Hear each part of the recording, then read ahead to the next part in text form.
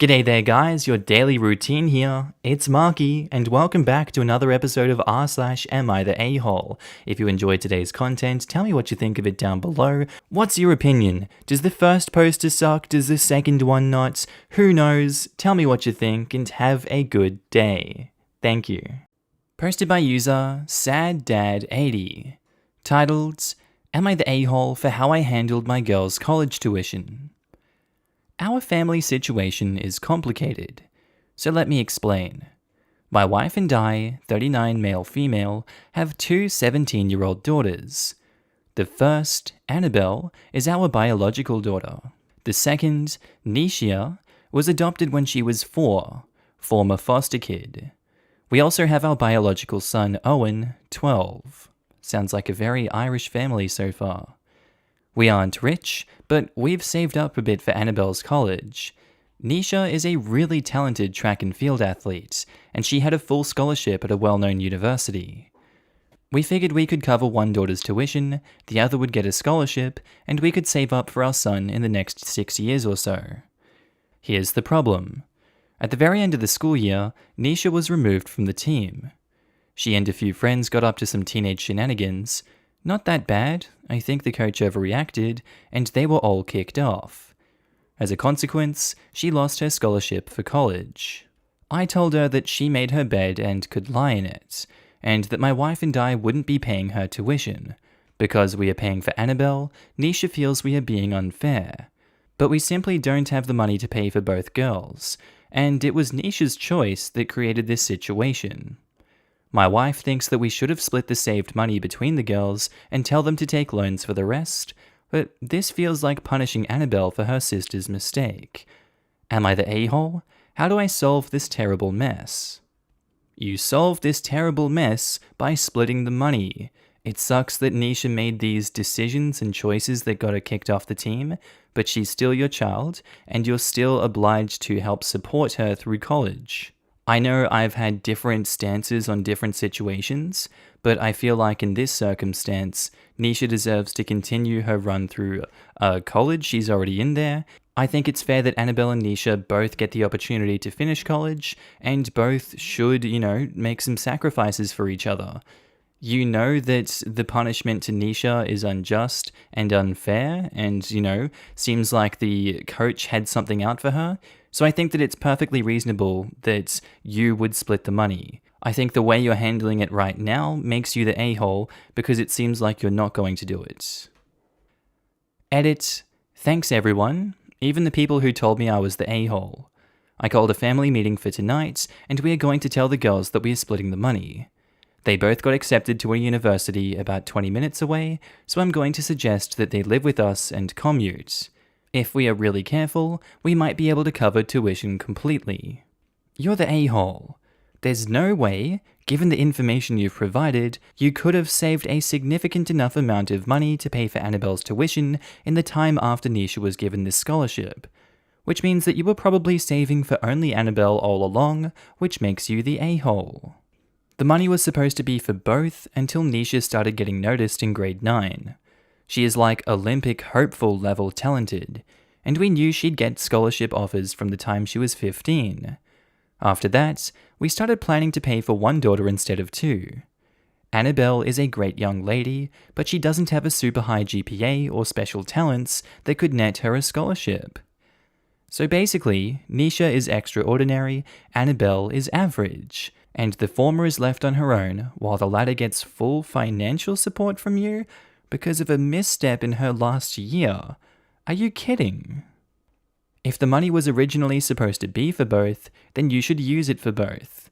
Not only that, but you said yourself that you don't even believe that what she did to get kicked off the team was even that bad. So essentially, you'd be punishing her for what? For having a crappy coach? Does that seem fair to you? I'm trying to figure out how you have 3 teenage kids and you haven't been prepping for college or options for them to go to college prior to them becoming teenagers. You seriously bet on a scholarship. Scholarships are not guaranteed no matter how special or talented you think your kid is, or they may actually be. Taking on student loans is no joke. If I am ever a parent, I will do everything in my power to prevent my kids from being burdened with loans. They will absolutely hinder their adulthood by carrying that debt.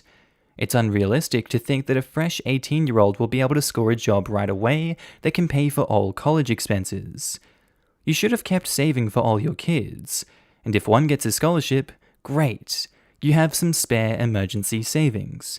If not, your child would have been covered and not need to worry about loans. You also state the coach is overreacting, and I'm assuming that your daughter has already been punished for whatever she did. She lost the scholarship and got kicked off the team. Now she's going to take on loans too? Unless your daughter committed some heinous crime that you're downplaying, this isn't fair to her. I'm not excusing teenage shenanigans outright, but damn dude, what the hell were you thinking? Update on my girls' tuition. I posted a while back about my issues paying for college for my girls. Things have been much better, and I thought I would update you all. After seeing these comments, and with Nisha's permission, I talked to the coach about reinstating her. We got it worked out, and as long as Nisha scrubs coolers and does the other grunt work for the rest of the season, he'll let her back. He offered the same punishment to some of her friends in exchange for being reinstated. So far, she is the only one who has agreed, and I'm proud of my daughter. Nisha won't be losing her scholarship after all, but we've put aside some of our savings for her anyway. She can use it to pay for a wedding eventually, or graduate school, or buying a house. The remainder will cover 3 years for Annabelle, and we'll figure out the 4th. Anyway, I thought you all would like to know what had happened. Thanks for giving me the kick in the pants to sort things out with my girls. Edit. Thanks to everyone for your well wishes. I'm truly proud of my daughters. They aren't perfect, but they are wonderful young ladies. For those asking, I did change some details. What sport my daughter plays, the names, etc. for privacy. I'd still prefer to keep that stuff private. That's so great to hear. I have a family member who was kicked off the basketball team for having beer in his car on school property, and it still hurts him 30 years later that he missed some opportunities. While I do agree kids doing stuff they shouldn't need to have consequences, kids drinking, as long as they're not driving or having a can in their car, should not ruin their life or haunt them for 30 years.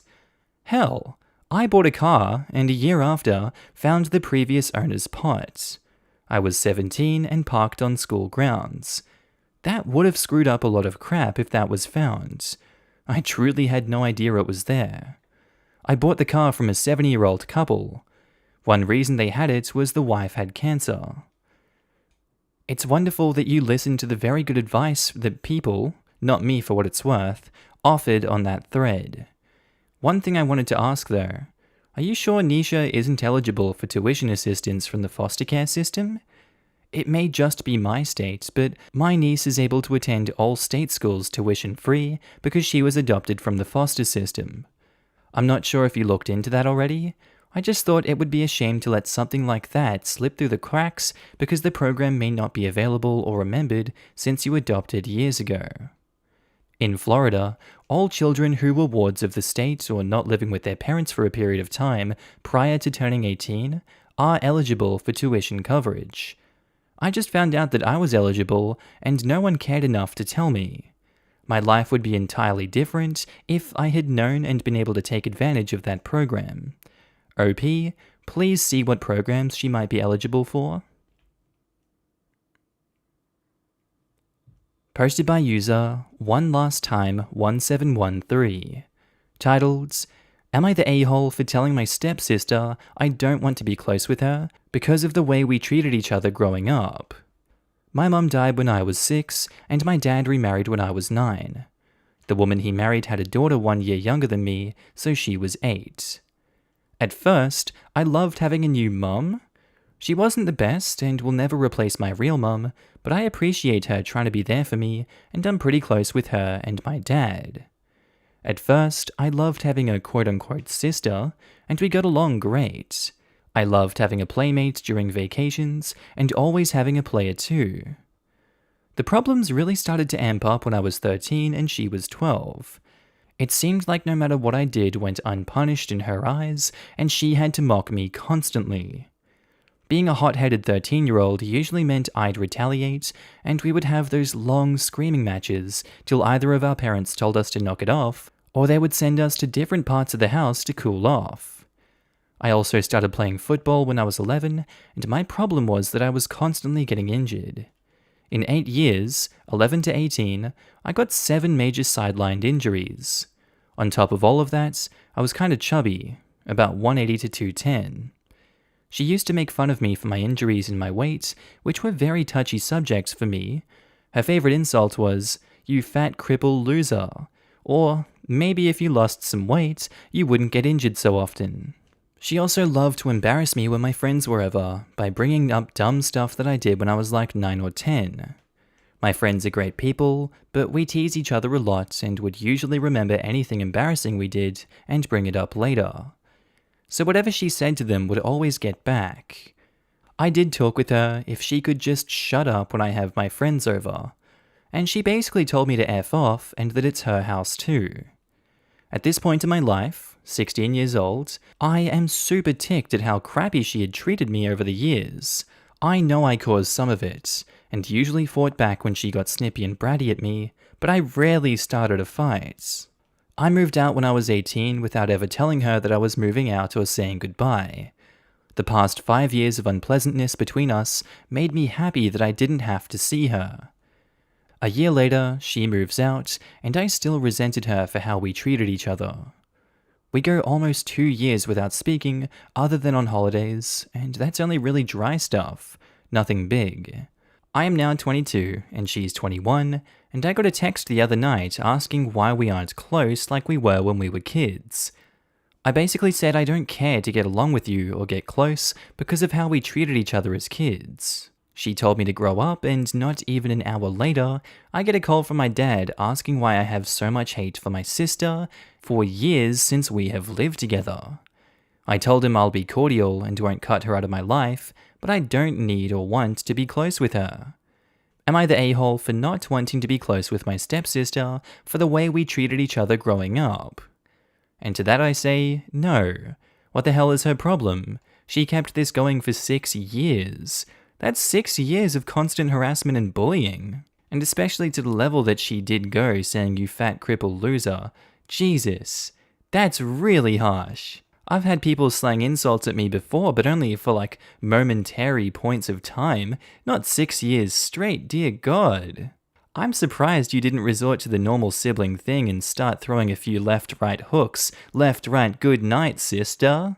I personally wouldn't be so harsh myself, but I definitely know I'd get physical with my sister if she started acting up like that, that's for sure. Obviously, I wouldn't do that anymore. I'm not that kind of person. I've really changed since I was 13 years old. I think we can all agree. OP, you showed considerable restraint throughout your 6 years of living with her and torment that she was giving you. I can give you a huge green card for that one to say that you would not be the a-hole for not wanting to be close with your stepsister for the way she treated you growing up. It doesn't seem like she's being sincere in her approach with this, and I don't blame you for being wary of her. She doesn't look like she's actually done anything to warrant a cordial friendship between you two. And to that I say, not the a-hole. You don't owe people who treat you like crap anything. I got a text the other night asking why we aren't close like we were when we were kids. Why is this such a trend among piece of crap people? You two were never close as kids, and she's trying to erase how bad she treated you when you were younger. It's pathetic. I hope you're able to move on with your life and surround yourself with nice people who respect you. I don't really want to go as far as to say that she was terrible to me, because in all honesty, we were both terrible to each other. Her text was so out of the blue though. Last time she texted me was almost 2 months ago, and then I get a sudden, "Why aren't we close anymore?" text, and it confused me. If she wanted to be close, small talk would have worked before asking me such a blunt question. It's great that you're taking responsibility, but it sounds to me like she started these conflicts, at least for the most part. If she can't reflect on that and get over herself enough to apologize and try to be a different, better person, then your decision is absolutely justified in my mind. Oh yeah, she def started fights more than me. I don't think apologizing even crossed her mind, because it was just dumb kid stuff. Even if she did apologize, I still wouldn't want to be close. Even when we were kids and got along, we didn't have a lot in common. You definitely have the right to not be close with her, but consider that she might have reached an age or maturity level where she realizes things need to change. I felt that way when I reached my 20s and realized I wanted to be friends with my sisters. But it took some wise advice from my mother. It has to start with you. Before I realized we were stuck in a pattern, and if I wanted to break it, I'd have to take some crap before they realized I wasn't being a jerk anymore. This might be how your sister is feeling, minus the amazing motherly advice. I guess this is just an FYI. Honestly, I do want a relationship at some point with her, but some insults are a bit too fresh and could still hurt. I also want to explore life without being bogged down with a friendship I don't want with a person I wouldn't like. In due time, I would like there to be a close bond between us, just not yet. Totally fair. A little space is absolutely okay, but remember, once and if you do want a better relationship, it has to start with you. Oh, I totally get that. I don't hate her at all, and I know that she doesn't hate me. I just don't want to be friends or close with her yet in my life. Not the a-hole. Seems like she treated you awfully all throughout your life, and if you don't want to connect with her, it's your decision, and she can't force you to do so. We both treated each other like crap, so I don't really blame her for that, but I don't feel like I want to be close because of how awkward and weird it would be, and I don't want a fight breaking out if we do start hanging out again. Maybe give it a try? If it ends up being awful or conflictual, then you stop. I may give her a chance, but right now, I don't really want to be close and just kind of want to live my own life before giving her a shot. Then tell her that perhaps? I think I will tell her. Through all our BS, I don't hate her, I just don't like her. Update. Am I the a-hole for telling my stepsister I don't want to be close with her because of the way we treated each other growing up? After our text convo that led to my dad calling me asking what's wrong between us, I texted her about a meetup at my place. This was the first time we actually met and hung out outside of a family gathering. Before she came over, that realization gave me a new look on our relationship. The whole sit-down went well. We actually got along and there wasn't any name-calling or anything mean. We talked about how we treated each other, and this was the first time I've ever heard her apologize for how she treated me growing up, and I did the same. We talked about how the text convo went, and I came to the conclusion that I still had the old image of how she was when I last saw her at 17, and was using that to picture her now. She still kinda acts the same, kinda moody, but can hold it in so much better now, but it's a lot better. We talked it out and spent half the day together just hanging out, and I will admit I enjoyed it. I don't think we'll be super duper close, but it's a step in the right direction, and there isn't a wall of tension between us anymore. I even invited her and her significant other to my Sunday football party, and they showed up. We didn't talk much, but it was nice that she put in some effort to hang out with me. Thank you all for the advice and comments. It really came in handy, and I appreciate it. And this is why every time someone comes here and says, my sibling treated me like crap as a child and wants to rekindle, but I don't blah blah blah, I feel like shaking them and saying, all children are a-holes and people can grow. Lol, I'm glad I gave her another chance. I don't think we will be best friends or anything. Even as kids, when we did get along, we were never best friends. It's nice that my parents seem to be happy that we're at least contacting each other at least weekly, instead of like once a year. Don't brush off that you won't be best friends. You're still young, and as you get older and mature, you will realize the value in having a sister. By the way you guys acted at 15 is pretty normal. 2 hormonal kids of similar age are going to act like that. In fact, you guys just argued and called each other names. At least you didn't fight. Yeah, I've heard from my friends the full-on fist fights they'd get into with their siblings. I don't know. No matter how mad I got at her, I still will never hit a girl no matter what. You've not met my sister then. And who knows? Maybe once we both have kids, Hopefully, we will get closer if our kids are close in age and we set up playdates or something. Am I the only one that after 2 posts is still not 100% sure if OP is a guy or a girl? Not that it matters, but I can't for the life of me spot it anywhere and it bugs me. Thanks for the update, OP. Always like reading those. Lol, I'm a guy. I thought it was a girl, with it being screaming matches with his sister-in-law. No offense, OP. I argue with my little sister too, but she's an entitled 14-year-old brat, so there's that. Lol, by screaming matches, it was more of her screaming and me telling her to shut up or insulting her. I would never hit her, so all of our fights were verbal. I think she may have slapped me a few times though. Bit of a story here in this comment, but it's a good one. OP replies as well. My big bro and I were kinda pieces of crap to each other growing up. Like, pretty much always. Name-calling, screaming, physically fighting each other only happened a few times. We'd have moments of chill and real bonding sometimes, but other times it was like, maybe murder wouldn't be that bad. He probably thought the same as well, Lamau. Then he was a senior in high school. Something clicked. We got our crap together and became friends. He moved really far away for college, and we still text often, even if he is a really crappy texter, cough cough. And we somehow got an amazing relationship out of the worst, most horrible, nasty drivel ever. I don't even know how, don't ask me. But my point is, people can change, and he's still exactly the same person he was. Same here to be honest, but we changed in little ways that made us compatible, and we put all of our crap behind us, made up, and now he's easily one of the first people I go to when I need to talk. He's also the first person I go to crap post, but that's besides the point. Edit. Also OP, knowing you're a guy now, I just want to say, y'all literally had the same relationship as me and my bro. We're 2.5 years apart though, that's crazy. And OP replies, lol, I thought I was the only one who had the murder thoughts. I remember one time I was in my room with my buddies, and yet again she starts teasing me over something. I honestly can't remember, but when she left, I reached into my friend's bag because he had a knife and I flipped it open. I then proceeded to yell at her while I waved the knife around, lol.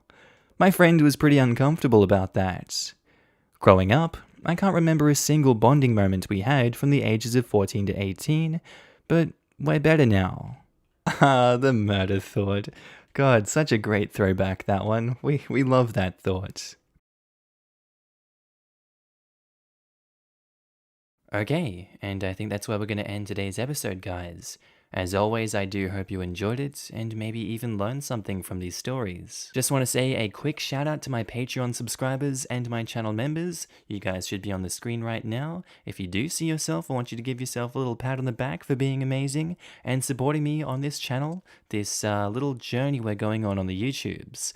I really appreciate it, and you guys enable me to do all this amazing work. So if you do see yourself, I love your face and I'm happy to see you. Also guys, if you want to pitch in your own support, you don't have to, but channel links are down in the description below to support the Patreon, the channel membership, whatever you want to do. It's kind of like tipping me if you feel like I'm doing a good job on this channel. I will be opening up avenues for content on those in the future. Just right now I'm kind of bogged down and stuck in Ireland, but it is what it is. Anyway guys, with that said, I do hope you have a wonderful day today. Whatever you're up to, I'd love to know down in the comments below. I do hope you have a good day, night, sleep. Whatever you're up to today, tell me, and I'll see you in the next episode, guys. Bye.